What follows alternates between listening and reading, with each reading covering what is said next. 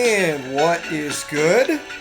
You're locked in to our Yinzer Crazy Pittsburgh Pirates special. As always, I'm Mike, and I'm joined by my co-captain on this pirate ship, Jordan York. JY, can you give me a Pirates ARG real quick? Are you ready for some Pirates baseball talk on the Yinzer Crazy Show? That was terrible, but it was necessary. I loved it. Yes. A for effort. What do you think? I'll give you an A for effort there, for sure. Hey, listen, Right. we know the Pirates didn't have the year that they or their fans had hoped for. They finished 19-41. That was the worst record in all of baseball.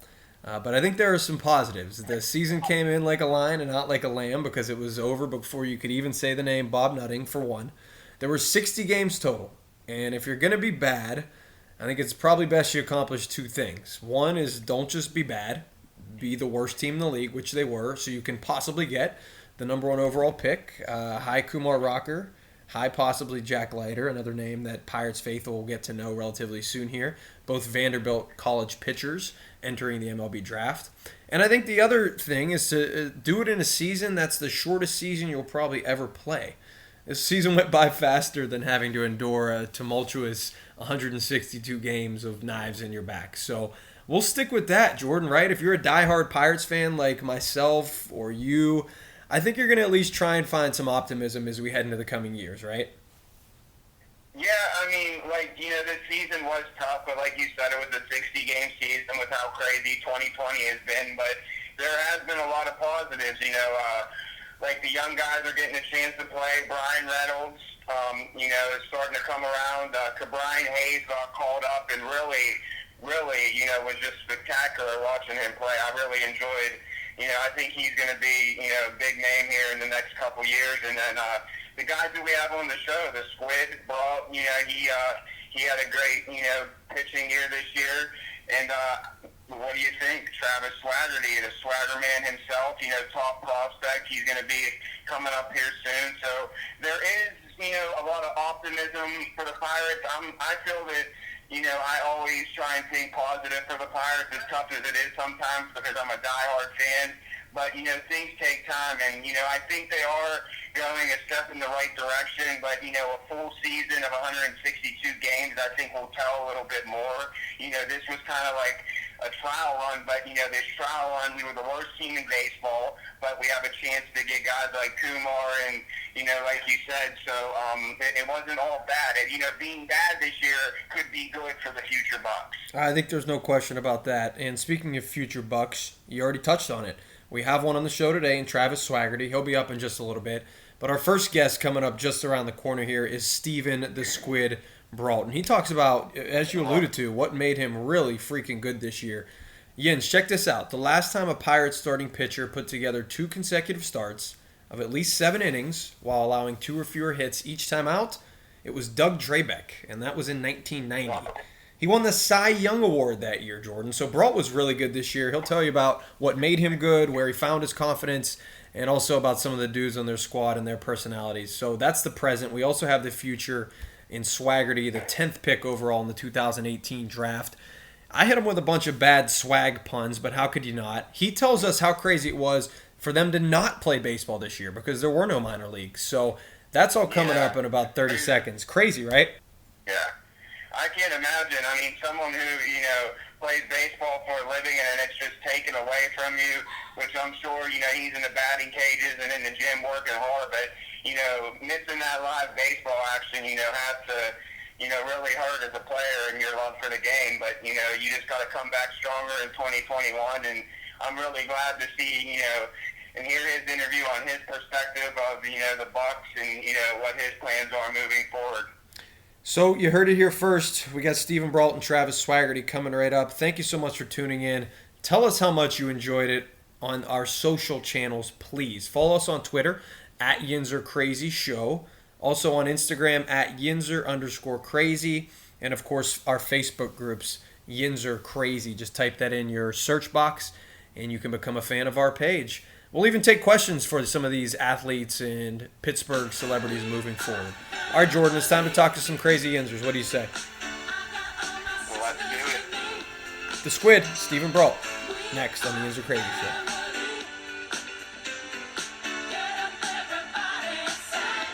And welcome back into the Yinzer Crazy Show, sponsored by Performance Auto, 1701 Freeport Road in Arnold, PA, and supported, of course, by YinzerCrazy.com. We're absolutely elated to have a Bucco on our season special recap here, and I'm going to take this leap. I think I have the only starting pitcher, maybe in all of Major League Baseball history, who can absolutely crush a baseball as well as crush a falsetto on a rendition of the national anthem. It's Stephen Brault. Steve, thanks so much for joining us, dude. How's everything? Oh, it's going really well, man. Thank you for having me on. Well, we're pumped that you're joining us here on the Yinzer Crazy Show, and I know a lot of people are going to be singing your praises after you put the year. Finished with a 3.38 ERA. Your last two outings were absolutely incredible. I read somewhere that you mentioned that you kind of stopped thinking a little bit on the mound and just kind of went out and pitched. Both games certainly will go down in the history books as I think you had something like 10 consecutive innings strung together with no hits. Can you elaborate on what that experience was like being out there on the mound and what kind of worked for you? Yeah, so it was kind of a turning point mentally for me after the start I had against the Royals, which I did not do well and didn't go deep into the game, threw a lot of pitches. Kind of like, come to a point where it's like, dude, I'm not giving myself a chance to be good because I'm not committing to throwing the ball over the plate, Mm-hmm. And so in between those two starts, basically what Oscar Marine and I talked about was let's just be athletic and just basically say, throw the ball over the plate, give myself a chance to be good. If it doesn't work out, it doesn't work out, but at least, I'm not just throwing balls and getting myself out of the game, Mm-hmm. So the way that I decided to do that was to make it as simple as possible, and I just told Stalls before the game, like, hey, I'm not looking at scouting reports, I'm not doing anything, you just tell me what to throw and I'll throw it. And it worked out pretty well, so it was fun. Yeah, I'll say. Steve, you kind of began the season as a tandem starter there, as Coach Shelton and Oscar, as you mentioned, your pitching coach, kind of had you piggybacking a little bit with Chad Cole to open the season. You finish it, obviously, going deep into games. Obviously, I'm assuming that's something that, as a starting pitcher, you guys pride yourself on, wanting to go out and give the ball to your bullpen after 7 innings. But do you really feel like next year, you secured a spot in that rotation? I know it's not up to you, but you've not only secured a spot, but proved that you can go deep into games without having that piggyback option. Yeah, one of the things I talked about with Shelty after, we had a little exit meeting after the year was just talking to him about the fact that, I don't know what they're thinking, and I can't pretend to know. I'm not a coach, I'm not a GM. But what was nice is kind of proving it to myself. Mm-hmm. I was able to go deep in games consistently in the minor leagues, and it kind of just never had really consistently gotten to that point in the big leagues. And to do it, throw the complete game is really cool. I definitely would cherish that memory forever. But to come out the next start and be able to go 7 again was really telling for me. Kind of proved to myself that I can do that consistently. So it's a really good feeling. I wouldn't say I've secured anything. I mean, I'm going to work hard this offseason, obviously, and come back next year in spring training and look at the sheet and it'll say 1 inning because it's the beginning of spring training, and then when it starts to build up, 4 innings looks like it's a milestone, and then hopefully build up to the point where we're going deep into games consistently during the season. Well, you touched on it, man. Obviously, an abnormal season. We just talked to prospect Travis Swaggerty about the fact that they didn't even play minor league season at all and how abnormal that was. For you guys, you just lived a season during a pandemic. How weird was that with things like travel restrictions and not being able to leave the hotel? And, of course, I know you were probably most frustrated about the implementation of the DH. Well, the DH I kind of figured was going to happen eventually. It's a little sooner than I would have liked, I guess, because I do like it. But, it was really weird, of course, but it wasn't like bad. It was just so different. But, we all like to, especially on the road, go out, wake up in the morning, go walk to a cafe, have a coffee, sit out in public, be able to kind of move around a little bit. So that kind of stuff was a little bit of a bummer. We weren't able to hang out with our teammates as much as we'd like. But, we were all willing to do whatever it took as long as we got to play. You know what I mean? So for sure.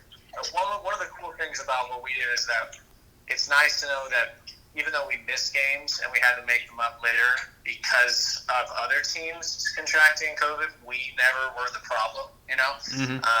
And I think that was, you know, that was good. Obviously not the season we wanted, not the results we wanted, but, you know, it's going to happen that way sometimes. We put ourselves in a hole so bad early that it was going to be almost impossible to climb out in a short season. But we ended well. You know, the starting rotation especially ended very strong, so we felt pretty good about that. No question there. Hey, did you guys have a coffee champion? I'm hearing so much about Jimmy Butler on the Miami Heat and how he charges all his teammates to get coffee because nobody's making those cafe runs. Was anybody on the team who was making fresh brewed coffee in the hotel rooms? Oh, yeah. So J-Mo is obsessed with coffee. I knew that. Yeah, so J-Mo's like the main coffee guy. Uh-huh. But then we also have Aaron Razum, who's our analytics, some kind of coordinator. Yeah. Who knows what his job title is, but he's also obsessed with coffee. So in the hotel, he'd be the guy roasting coffee in the morning. So we had something, just not quite the same as what we're used to. Nice. Certainly keeping you guys on your feet there. Good for Aaron. Hey, man, I want to talk to you real quick because obviously you are a multi-talented, multifaceted individual. You know, we kind of touched on your ability to step in the box and crush a dinger a little bit, man.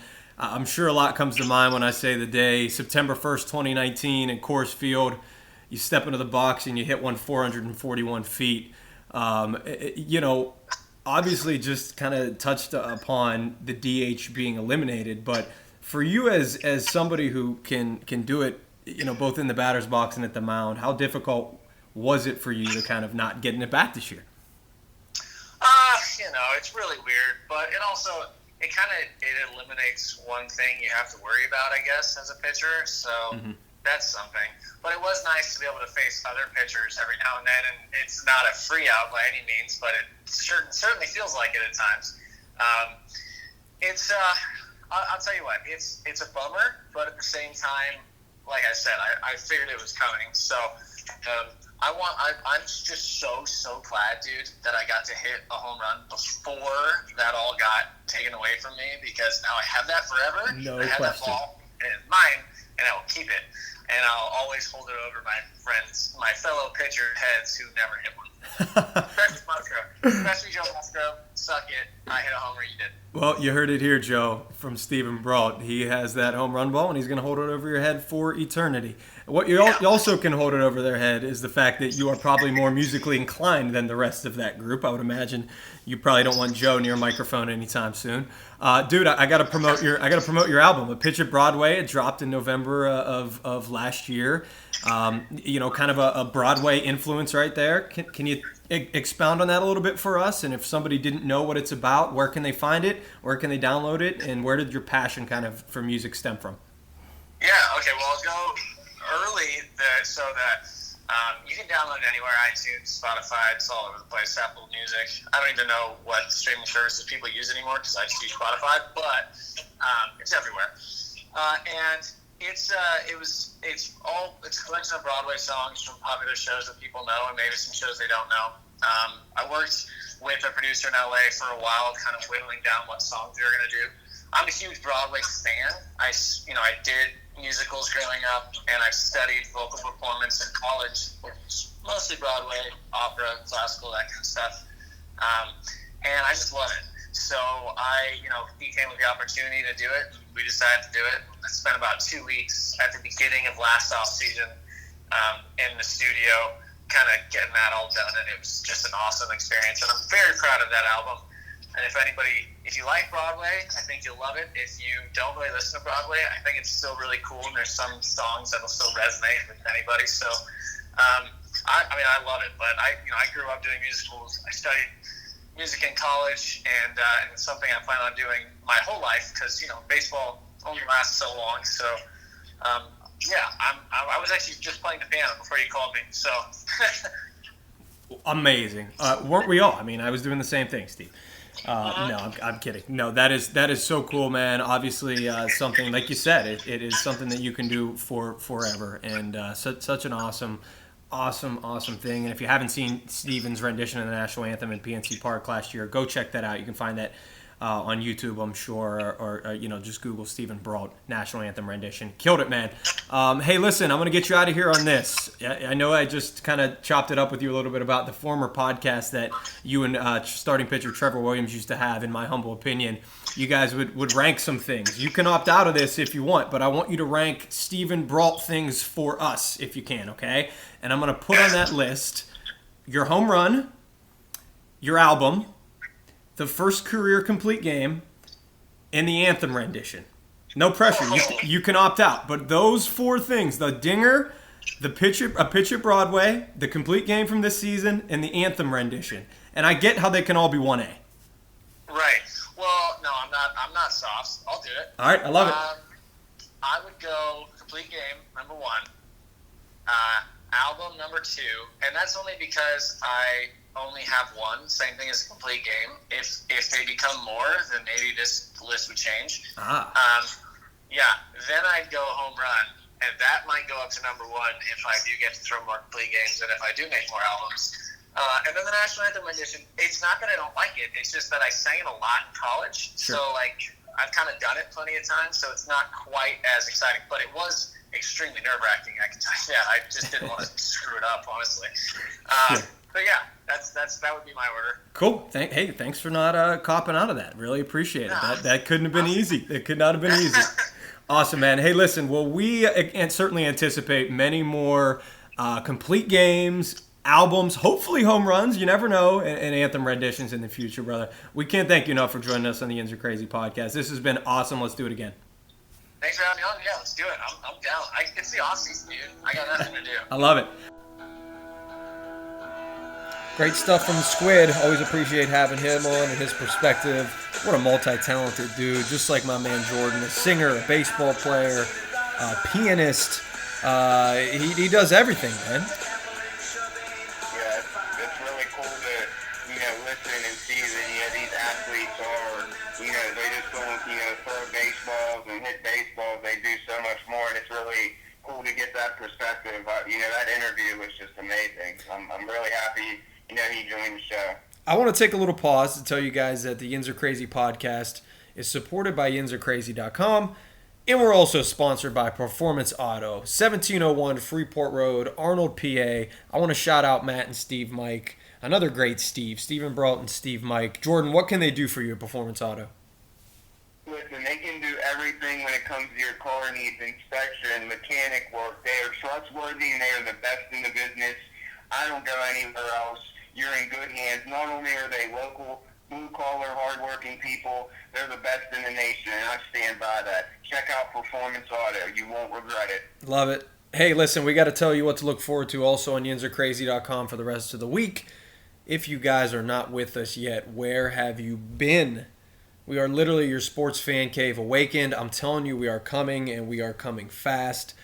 That's what she said. Every week, Jordan will have full Steelers coverage and some Penguins and Pirates coverage sprinkled in, of course. And I also want to mention we have fantasy coverage. Our fantasy contributor, Luke Rinaldi, has done an excellent job giving you his 6 picks to click each week in his Love Yins and Hate Yins segment. So I figured Jordan and I would do a little Love Yins, Hate Yins segment of our own. And let's step aside from sports a little bit for this, Jordan. We're going to take a little step back, and I want to talk politics. No, I'm just kidding. No, we're not going to do that. I'm just messing with you. You think people want to hear that from a show called Yinzer Crazy right now? No. We're here for fun. Hey, listen, Halloween is my favorite holiday. I got to shout out my own birthday. It's November 1st. I've always told people I'm a Halloween baby.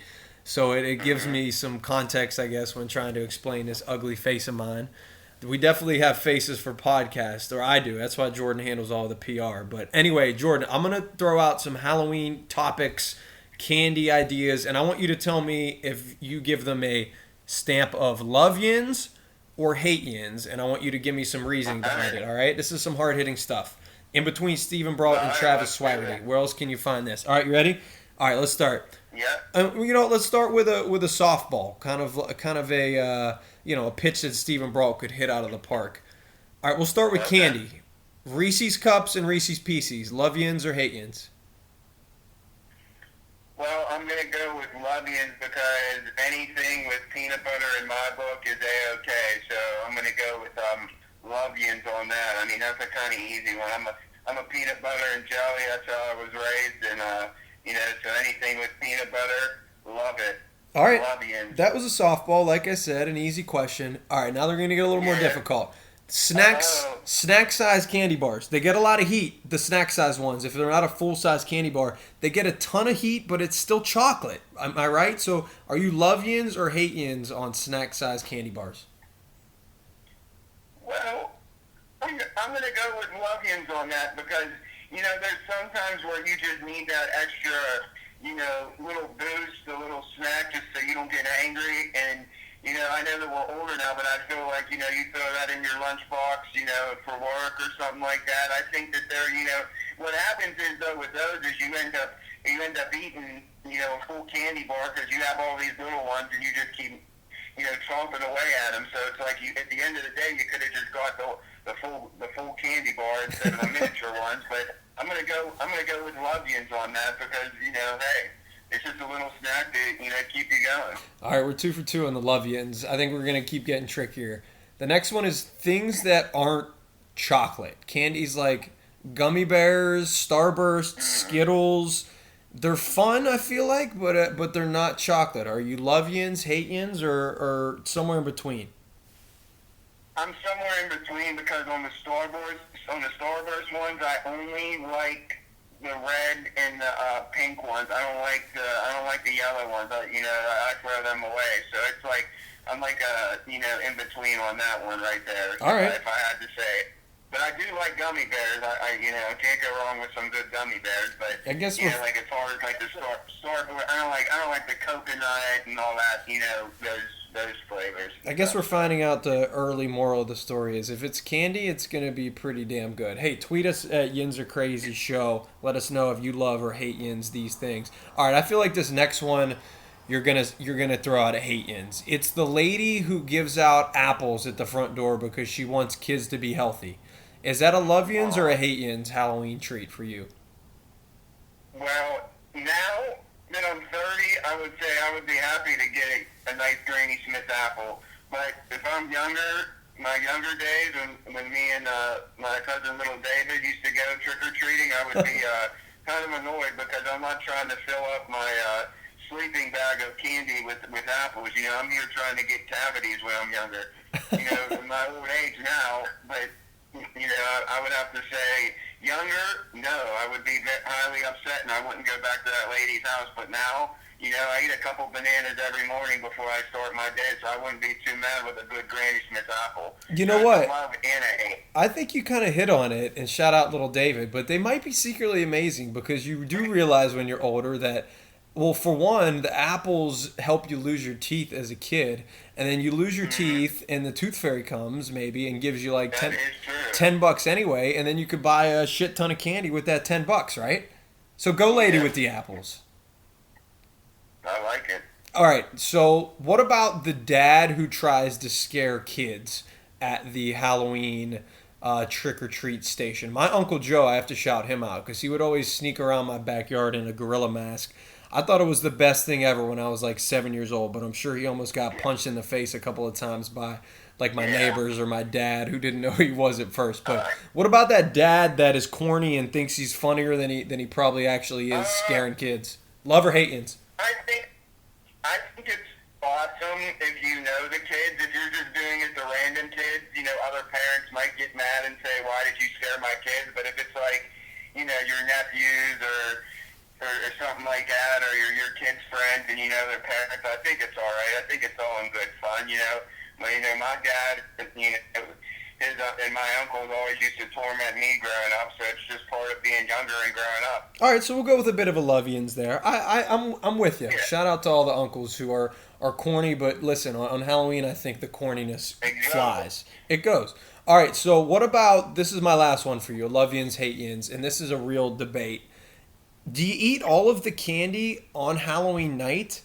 Are you like the person who crushes it all and gives yourself a stomach ache and the poops, or do you one of those people who would like preserve it until January? I've met people out there who would like still have it in March. That's really impressive. I would would go over to my grandparents' house, and they would have, like, you know, Almond Joys and the Necco wafers and all those candies.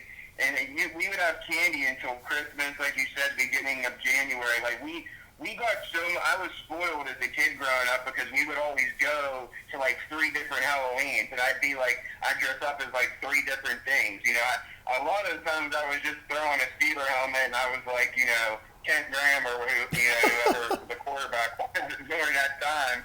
But, you know, it was pretty easy, you know, put the black chalk over your face. But, man, no, we held on, and in my household, we held on to the candy. I mean, we just had a big thing in the center, and you'd come home and you want a Twizzler, you want a Reese's cup, you know, take it. We want to get rid of it because our teeth are falling out. Wow. So I don't even know what that was, a love Yinzer or hate Yinzer, but I think we'll say it's just you make your own choice there. I think a Yinzer is more likely to eat most of their candy instead of waiting until like March and preserving it by having 2 pieces a day. Yeah. All right. Well, listen, we got a real treat for you guys coming up. I don't know how he feels about Halloween, but maybe in a few years, Travis Swaggerty will be a popular costume in the Pittsburgh area because we like him and we like his chances of wearing a Buccos jersey sometime soon. Let's help you guys get to know him. Let's help you guys get to know him just a little bit better. Jordan, it's Travis Swaggerty. And welcome back into the Yinzer Crazy podcast, sponsored by Performance Auto, 1701 Freeport Road, Arnold, PA, and supported by YinzerCrazy.com. Last week, we brought you Swaggin' You. Former Steelers corner Ike Taylor joined the show, and we thought, well, how could we one-up our own level of swag? So we got a guy with it literally in his name, and he is probably so sick of that joke. This is Pirates' top prospect, Travis Swaggerty. Travis, thanks for joining us, dude. How are you, man? I can't complain one bit. Thank y'all for having me. Good. Good to hear from you. Good to have you. Pirates fans obviously know you. Let's help spread the word in Pittsburgh a little more about who you are and kind of what your makeup is. 10th overall pick in 2018 out of South Alabama. Louisiana native, right? Denham Springs High School? That's right. Hey, what do you know about Pittsburgh? What was your first reaction when you're selected by the Pirates? Is it like, you know, you're thinking Andrew McCutcheon and those teams? Are you thinking about the putting fries on the sandwiches? What kind of was your thought process initially? To be honest with you, I had never been north of Tennessee before I got drafted, so I'm not much of a traveler. Mm-hmm. So I don't really know anything about Pennsylvania, period. So, like, when I showed up to Pittsburgh, I actually showed up to Pittsburgh when I signed, and I didn't know what a pierogi was. I still hardly know what a pierogi is. I didn't know there were fries on sandwich. Like, I just did that randomly because I thought it'd taste good. I didn't know it was like a staple or anything. So, like, I've been to Pittsburgh maybe 2 or 3 times, and I've ate good every time. So I will definitely enjoy it in the future. I love that, man. Well, everybody raves about your speed and your ability to steal bases. So if you keep putting fries on the sandwiches and eating pierogies, that might drop a little bit. Yeah, we'll keep it on wheat bread. Maybe I'll go wheat bread. keep the carbs and keep the pounds off me a little bit. I like that. I think the Pirates fans would like to hear that too. Hey, man, it's obviously been a very abnormal season. Really, the furthest, in fact, from you know what anybody can anticipate. No minor league ball. You know, you had spent some time previously in lower A ball with the Pirates as you kind of work your way up in the system. What was this year just like for you, man? How did you stay in baseball shape, and what have you been doing with your time? It was definitely strange, but everybody's going through the same type thing, so it's not like there's a level playing field. So we went to spring training I was spring training for a month, and when we got sent home, we were told, hey, man, this thing could be 2 weeks and could be gone, so stay ready. So the whole time I was home, I was pretty much gearing up like I was in season or still in spring training. I was getting as much work in as possible, and I'm sure 95% of guys were. But then July, I got called to the taxi squad beginning of July, and within a couple days, I was headed up to Altoona. And I knew that was going to be strange, too, with all the coronavirus regulations and wearing a mask, wearing stuff. So we had to wear masks, showing up to the field. We had to get our temperatures taken and all that before we could enter the stadium. We had to fill out questionnaires about how we're feeling health-wise. Like, it was a lot of stuff. And I'm sure ours wasn't as strict as other people's, too, just because, I mean, we were pretty laid back. Mm-hmm. But you had to do that, too. The practices were good. I mean, really all we did, we'd show up. We would hitting the cage, get your work in, get your routine in, and then we would do some defensive work, do some BP, and get up. So there was no there was sort of a real game feel, kind of, but if we played a real game, it was like 4 innings. There were coaches playing defense. It was just really, really weird to lock in like it's game mode. But I thought everyone that was in Altoona benefited from what was going on. I wish more guys could have been there, but obviously with the social distancing and all the spacing out, there was only a certain number of guys that could be there. But it's definitely been a weird year, and I know it's like off-season time for me, but I'm already back in the gym. Like I'm making sure I'm ready to go for spring training next year. We're talking with one of the Pirates' top prospects, Travis Swaggerty, here on the Yinzer Crazy Show on your Pirates off-season special. Travis, you mentioned that, man. That's crazy. It's all very strange, and obviously a lot of Pirates fans have heard your name and are excited to see you in the black and gold in PNC Park, hopefully sometime in the next few years in the near future. For somebody that doesn't know your game, maybe an outsider looking in, they kind of read the scouting report on you. You're a great fielder. You had a terrific second half of the year with the bat in 2019. How would you describe yourself as a player if you were given a scouting report on Travis Swaggerty for a Pirate fan who didn't know much about him? I would say, number one, I would say premier defender in center field. And then a top of the order bat, will make a lot of contact, can hit the ball to all fields, can leave the yard. I mean, it could do pretty much all of it. You don't want me to be the guy that beats you, I feel like. And you walk a ton, right? 17.5, yeah. 17.5% walk rate, I should say. I saw that in your lower minor career. So obviously something you pride yourself on, having a great eye and being patient at the plate. Yeah, absolutely. And that's another thing too, part of my game. Like obviously I'm fast, so I steal some bases, and I would say don't limit the free passes on me and make me beat you with the bat. But I'm not going to say that's an easy task. I'm not going to say it's super difficult either. I'm not the pitcher, all right?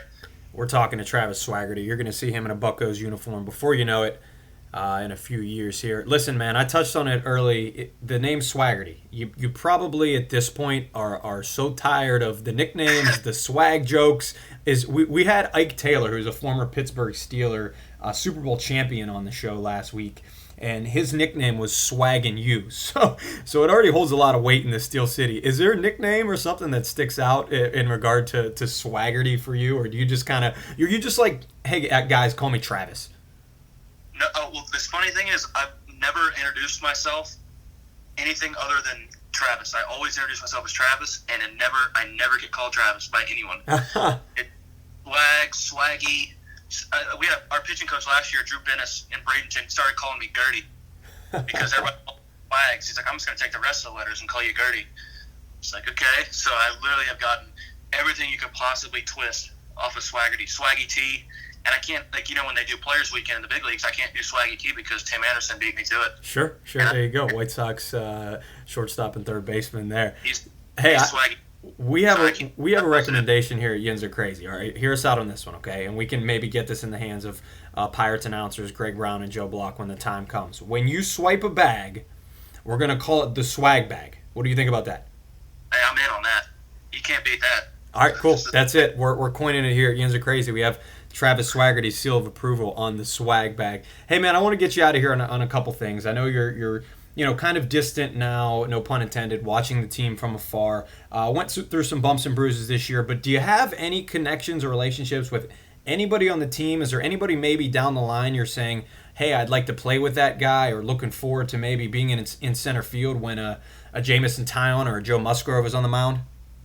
Yeah, I've actually met the overwhelming majority of the guys, and I have no complaints at all. Adam Fraser's a Mississippi State boy, so I talked to him a little bit since I live in Mississippi now, and he's a really good dude, obviously. Brian Reynolds is a good guy, obviously. I got to really get close to Key Brian Hayes at Altoona. Like, I knew him, and we were cool, but I actually got to talk to him where he's a really good guy, so I'm excited to play with him. Did you know Key Brian was going to come up and hit 400, Travis? I hope so. Hey, he had a year. It's kind of unfortunate he didn't get up sooner. Yeah. But it is what it is. I'm sure he wouldn't change it for the world. But I'm excited to play with him as well. But on the pitching side, I haven't really talked to pitchers as much, obviously, because we're not around them as much. Mm-hmm. But from what there's no one I can say that it's like. So I guess that's good news. So I'm excited to play with anybody, doesn't matter who it is. Awesome. Well, dude, listen, we can speak for all Bucco fans when we say we're excited about this young core. We're excited to see what yourself and Brian Hayes and a few others can do. Hopefully sooner rather than later, man. And we can't thank you enough for taking some time with us. Let's do it again. The swag bag. Not a problem. The swag bag. Hey, hopefully there's hundreds of those in the future. My city is still. If you dig my lingo, you'll know that I feel like ain't no city so gritty, so filled with a. All right, wow, everybody, that was awesome. Travis Swaggerty, what a good dude. Thanks so much for joining us on the show. Really appreciate his perspective, and certainly quite odd to not have a season, but that's a guy you're going to see in the Berg relatively soon. I know that. Where else can you hear a pirate in Stephen Brault, an eventual pirate in Travis Swaggerty, and get some Halloween candy talk? Man, that's just a Yinzer Crazy show. Yeah, I mean, we're really have been having some great guests on, and we're going to continue to bring, more awesome sports athletes, and I just really like the direction that we're going, and most importantly, without all of Yinz, this couldn't be possible, so we appreciate all the people that are tuning in, that comment, that read the articles. Yinz love. We love you. Hey, listen, we've already had Peter King last week, NBC Sports top lead dog and top writer at Sports Illustrated, if you're unaware. Ike Taylor, two-time Super Bowl champion corner for the Steelers. Rob Golden, former Steelers safety. Now we've had Steve Brault to the mix, Travis Swaggerty to the mix, Bruce Gradkowski, Sean Casey, Jason Kendall. They are all a part of Yinzer Crazy Nation. But you said it, man. It's important because the real Yinzer Crazy Nation is you fans out there. You guys are Yinzer Crazy. Seriously, Yinz are awesome, and I can't thank Yinz enough. And keep dropping the name, Yinzer Crazy. Big things are coming. We're bringing you some of the best athletes and sports personalities on the East Coast and in the United States of America right here in your backyard in Pittsburgh, PA. Share it with a friend, retweet us. Once again, engage with us on social media. Like I said, we'll bring you into this conversations with these athletes moving forward. One more time on social media, it's Twitter at Yinzer Crazy Show, Instagram Yinzer_crazy, and then our Facebook groups, Yinzer Crazy. For JY, as always, I'm Mike, and I'll let him say it at the end. As always, my Pittsburgh peeps, stay crazy. And guess what? Since this is the Pirate Special, I'm going to say this too. Yinzer Crazy and raise the Jolly Roger. That's how you stay crazy. Peace.